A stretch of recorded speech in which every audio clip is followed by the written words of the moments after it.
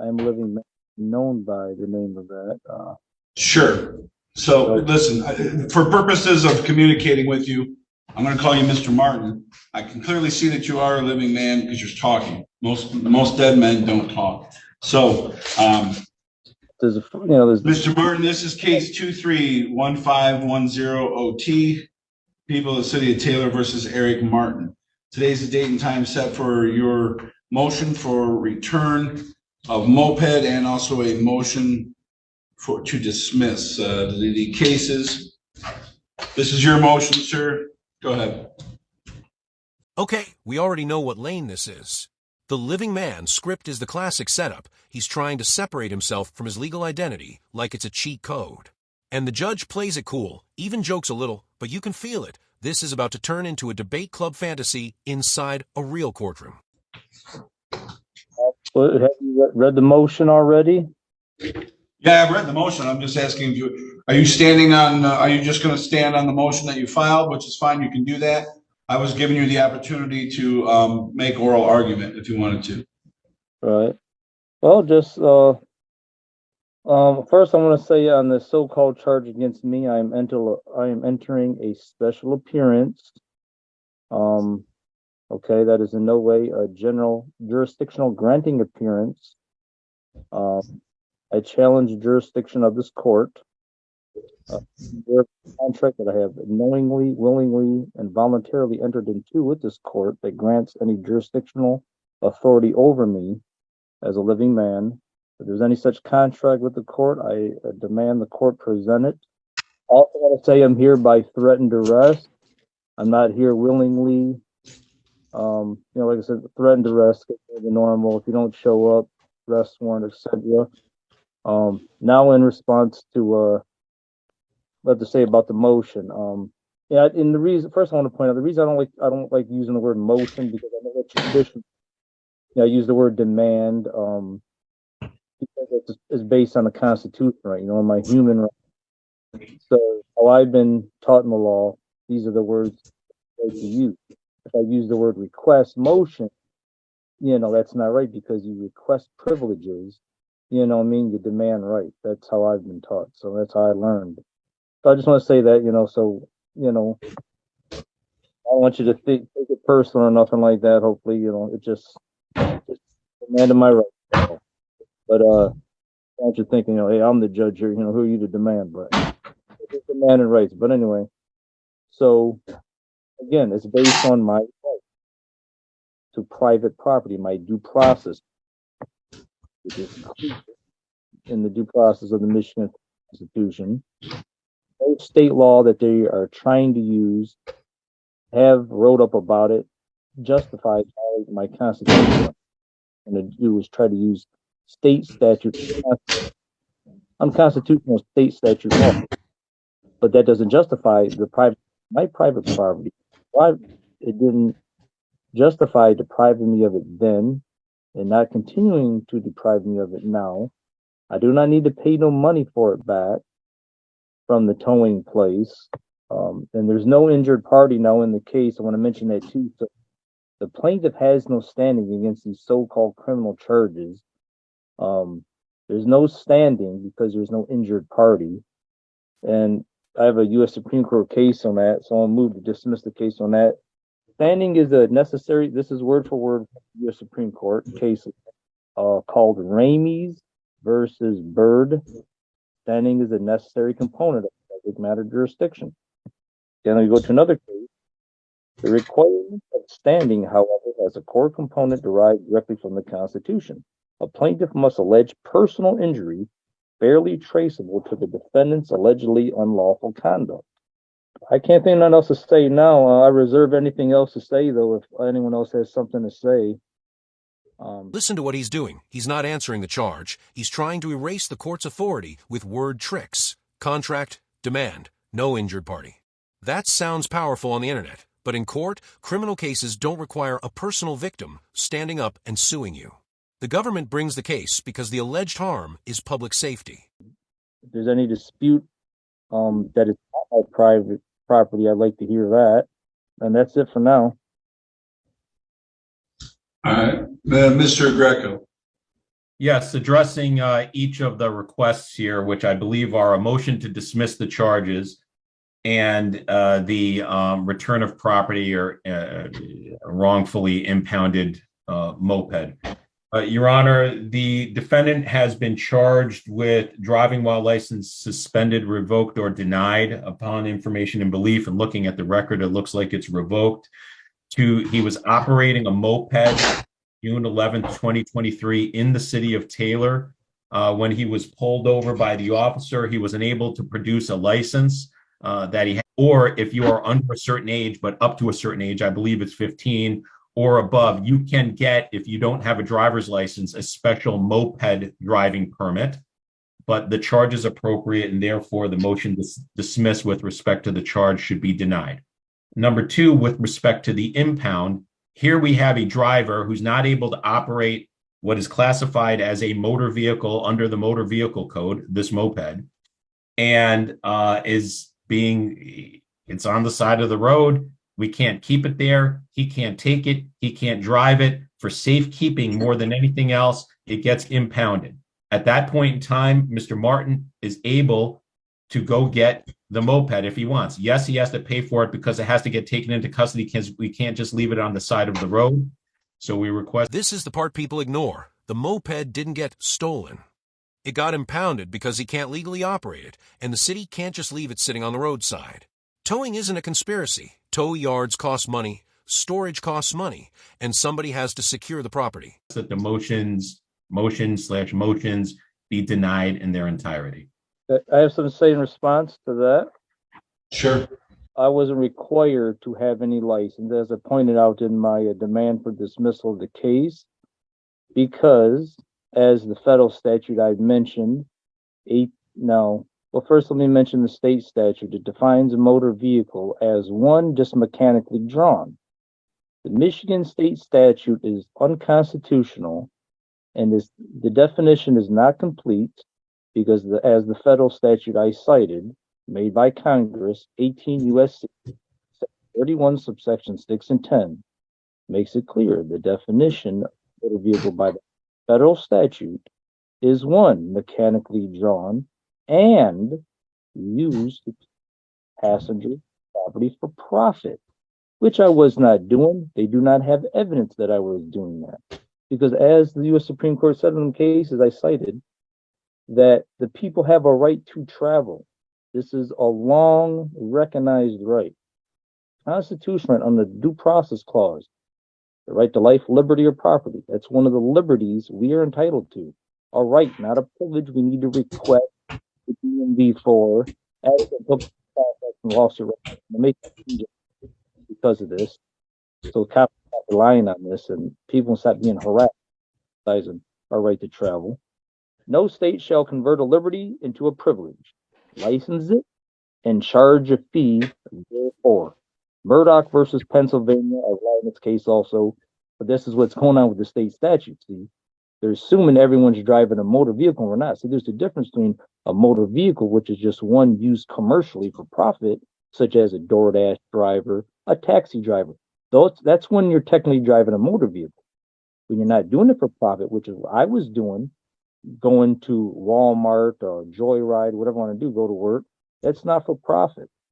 That is what's called traveling. And this is terminology from the Supreme Court themselves, along with this other law I mentioned. It's called traveling in my private property. One of the legalese tricks, whoever excuse my terminology, whoever the scumbags was that made this stuff, because I think it was intentional. It's an intentional evil plan with this, so the average person don't know what's going on. It's a shame. Sum it up, I'm all within my right to travel. It's stealing my personal property. The state statute cannot justify stealing my private property. Finally, Greco did not respond and therefore waived his response to my no injured party defense. That'll be it now. I reserve my response back to anything he may say that.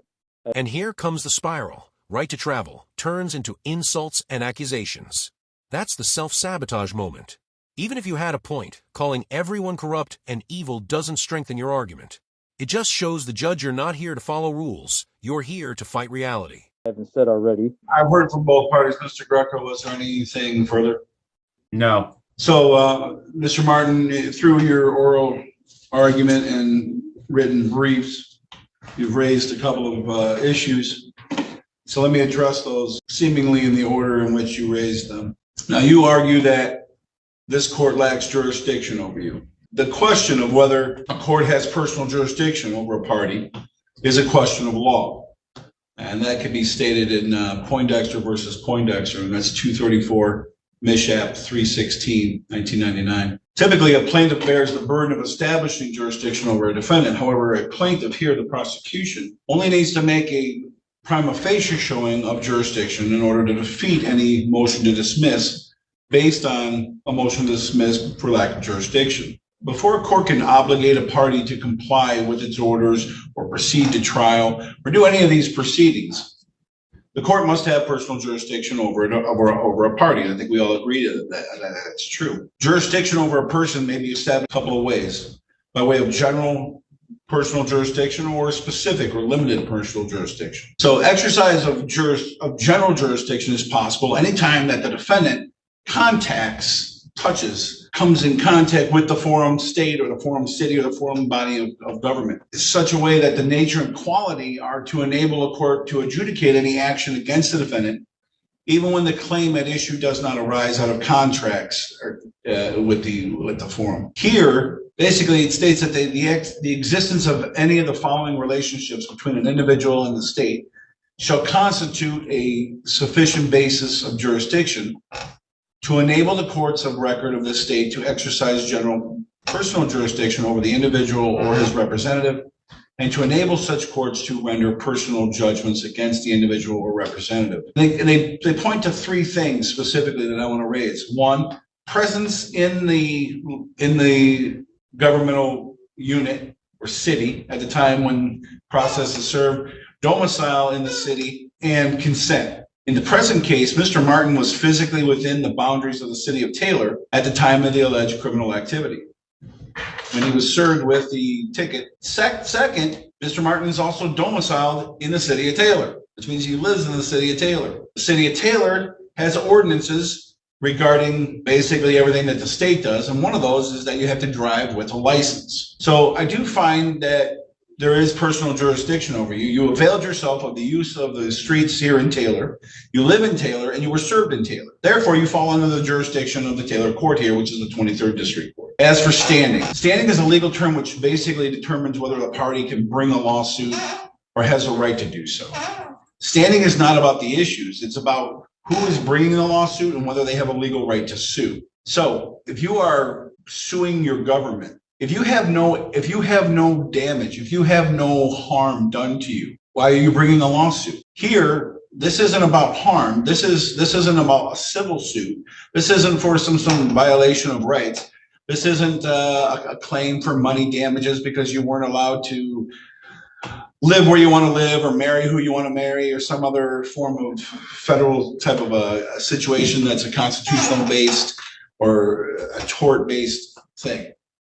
This is a governmental unit doing their job under the Constitution to enforce the laws of their cities and states. The standing that they have is that they can show by preponderance of the evidence, they can show that there is probable cause that there was a crime committed and that you committed the crime in the city of Taylor.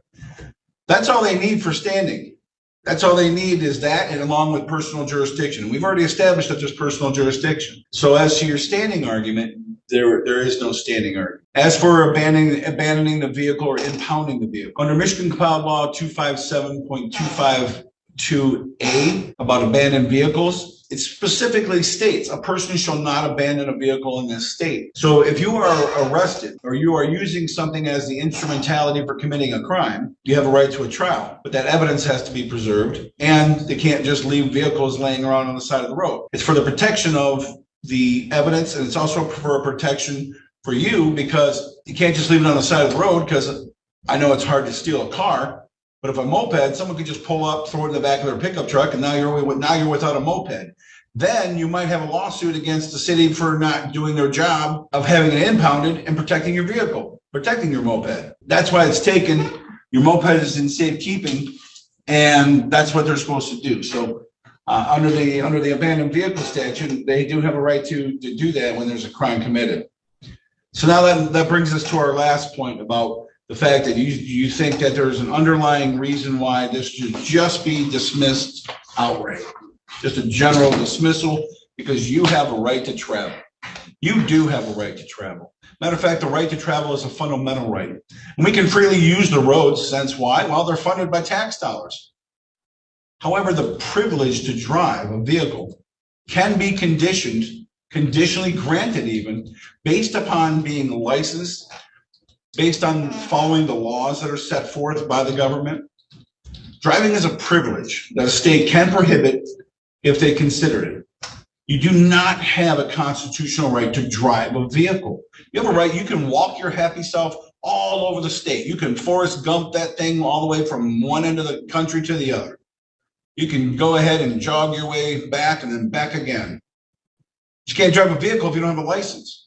I'm going to go to Florida. I'll give you a free, how about if I am, let's just say a hypothetical, I'm going to give you a free trip to Florida, Mr. Martin. All expense paid, and there's no air fees, because I have a private jet, but I'm the pilot. You going to fly with me? I've never even taken a class about flying a plane.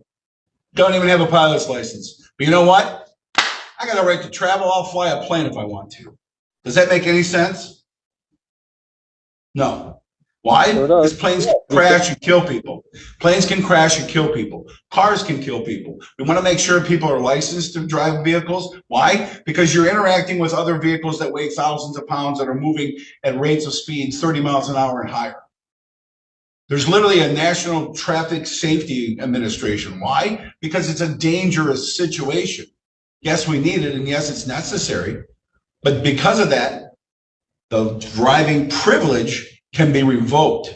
The right to drive a motor vehicle can be revoked. The right to have, trust me, I'm the most firm believer in the right to keep and bear arms. But if you're not mentally in the right state of mind, or if there's some sort of reason why everyone has agreed that, you know what, this guy should not be having any weapons. He's threatening to kill himself. You know what, for his own safety, let's get the weapons out of his hand. Now, the reason we have weapons, it isn't so we can go hunting. It's so we can protect ourselves against the usurpation by our despotic government of any of our rights. I get that. I understand that. But at the same time, I'm not going to fly in a plane with a pilot who's never even taken a class, doesn't have a license. And that's why driving is a privilege. It's based on the character and nature of the activity. Yes, you can travel. You can ride a bike. You can pedal yourself around. You can walk anywhere you want to. You don't need to show your papers when you go from Michigan down to Ohio. Your papers, please. This isn't Russia, but you can't drive if you don't have a license. And so, based on all of those things, based on the oral arguments that were presented today by both sides, based on the written briefs and answers to the same, I am denying your motion to dismiss, and I am denying your motion for the return of the moped. So this case is going to be set for a pretrial. Since we're here, This judge actually explains it in plain English. Yes, you can travel, walk, bike, take a bus. Nobody's stopping that. But operating a vehicle on public roads is regulated because it can kill people. we're going to do an arraignment on the underlying charge. Mr. Martin, would you like a court-appointed attorney, sir? Will not be accepting no court-appointed attorneys, that will not be, they can fraudulently assume under the jurisdiction of the court. I invoke my right to be acknowledged as one of the sovereign people, as the U.S. Supreme Court said I have a right to do. Invoke my rights under the Republican form of government, Article 4, Section 4. So I won't be accepting no attorney. Okay.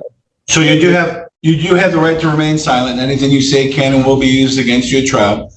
Like I stated, you also have the right to an attorney. And at any point, if you'd like the assistance of an attorney, please don't hesitate to ask the court, and I will grant the same. It is alleged that on July the 11th of 2023, that you violated City Ordinance 3200B, which is commonly known and referred to as driving on a license that has been revoked. That's a misdemeanor punishable by 93 days in jail and or up to $500 in fines. As to that charge, how do you plead? Guilty or not guilty? I'm not here to plead because I do not acknowledge myself as no defendant. That's fraudulent. I'm not a legal fiction. Then I find you to, then I recognize you as standing mute as to the charge, and I'll enter a plea of not guilty.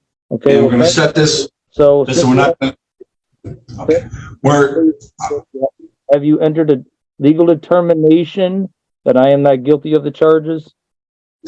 Nope, I've just put in a plea right now at this time of not guilty, and we'll set this for a trial. The adjudication of your constitutional right to have a trial by judge or by jury, that will determine beyond a reasonable doubt if it's proven whether you're guilty or not guilty, pursuant to the Constitution. Okay.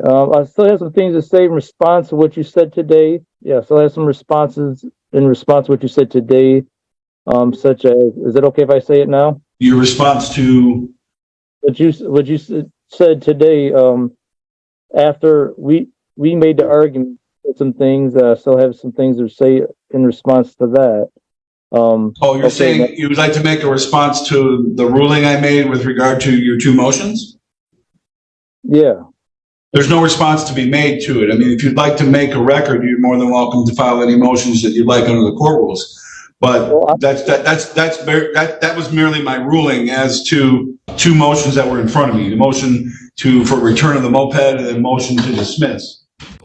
The pilot analogy is perfect. You can't claim rights to skip safety rules. And the ruling is the hammer. Motion denied. Moped return denied. You're correct. I've taught constitutional law for almost 20 years. You're incorrect. You don't have a right. You do not have a right to travel by any means you choose. So that's the place I'm going to go buy myself a helicopter. I'm going to fly to work every day.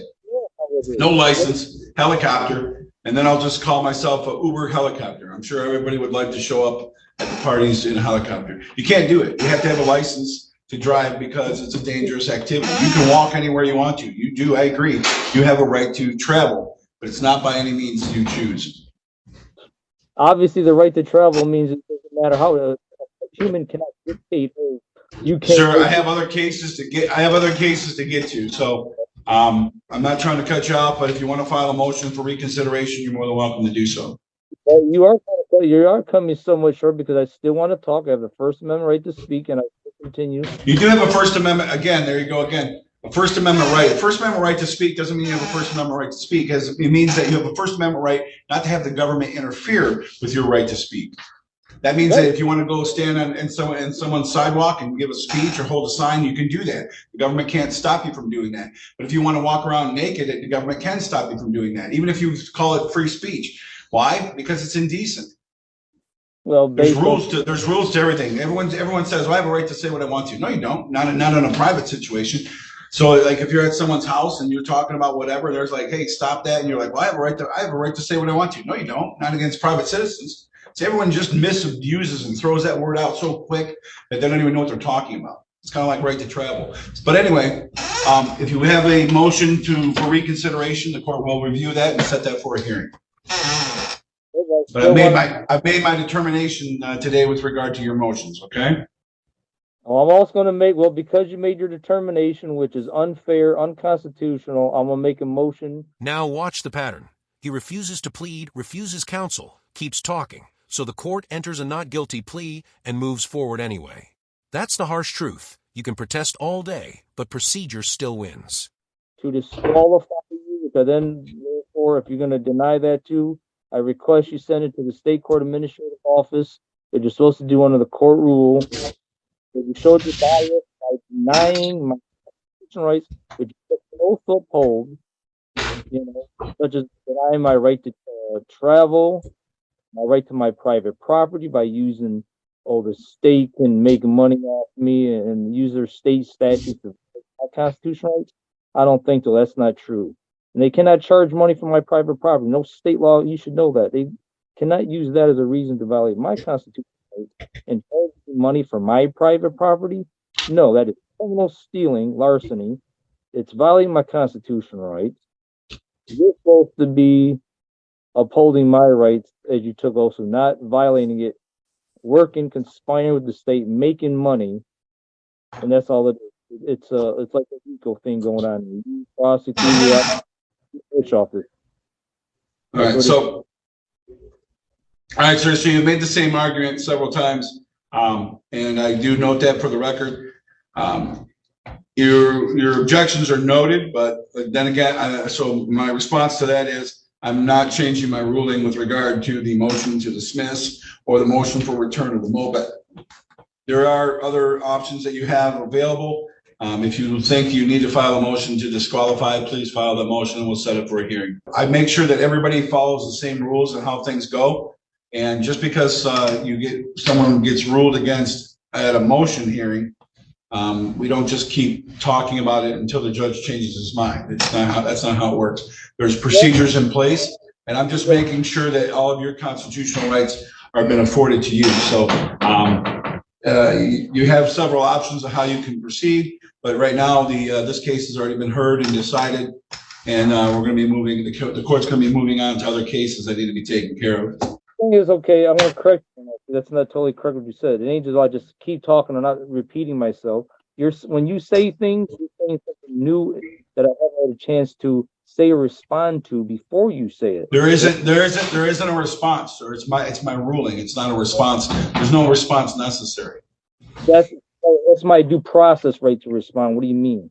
No, your due process is the fact that you had the right to come in here. Due process is affording someone both opportunity to be heard and the venue to be heard. Here we are in the court. I allowed you to come in. We're here by Zoom. You had the right to file all your paperwork. All your paperwork was handwritten. And you know what? I accepted all of it. Why? Because that's part of due process. I gave you the benefit of the doubt of being someone who's in pro per. That's fine. Not a problem. I heard your motion. I allowed you to make oral argument on your motion. I afforded due process to Mr. Greco, where I allowed him to make a response on the record. I asked you right in the beginning, is there anything you wanted to say for oral argument, or did you just want to stand on the brief that you filed? And you went ahead and made oral argument. That's allowing you due process. This is all everybody playing the game. This is everybody doing their part and having the opportunity to play the game.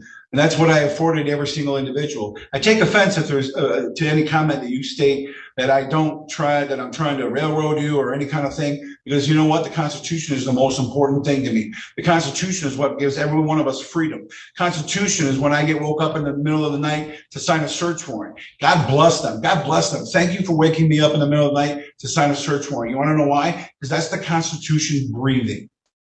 That's the Constitution doing what a bunch of guys back hundreds of years ago said, you know what? This is what freedom is about. Due process doesn't mean I get the last word. It means you got notice, a chance to be heard, and a fair process. And that's exactly what the judge documents before shutting it down.